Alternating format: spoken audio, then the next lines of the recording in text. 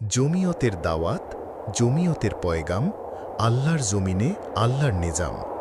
আগামী ১২ই জুন ২০২৫ ইসাই রোজ বৃহস্পতিবার বেলা ২ সময় ঐতিহাসিক গাজবাড়ি বাজারে জমিয়তে উলামায়ে ইসলাম বাংলাদেশ কানাইঘাট উপজেলা পশ্চিম জোন শাখার উদ্যোগে অনুষ্ঠিত হতে যাচ্ছে ইনসাফ ভিত্তিক রাষ্ট্র গঠনের দাবিতে এক বিশাল গণসমাবেশ।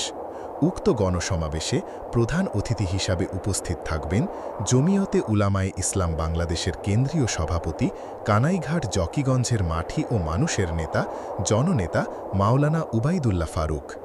উপস্থিত থাকবেন জমিয়তে উলামায়ে ইসলাম বাংলাদেশের সহসভাপতি মাওলানা নাজমুল হাসান কাসেমি।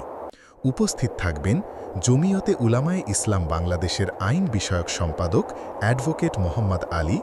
উপস্থিত থাকবেন জমিয়তে উলামায়ে ইসলাম সিলেট উত্তর শাখার সভাপতি মাওলানা আতাউর রহমান কোম্পানিগঞ্জি। উপস্থিত থাকবেন জমিয়তে উলামায়ে ইসলাম সিলেট মহানগরের সভাপতি মাওলানা মুখলিসুর রহমান রাজাগঞ্জি। বক্তব্য রাখবেন জেলা উপজেলার নেতৃবৃন্দ। উক্ত গণসমাবেশে আপনাদের উপস্থিতি কামনা করি। আয়োজনে জমিয়তে উলামায়ে ইসলাম বাংলাদেশ কানাইঘাট উপজেলা পশ্চিম জোন।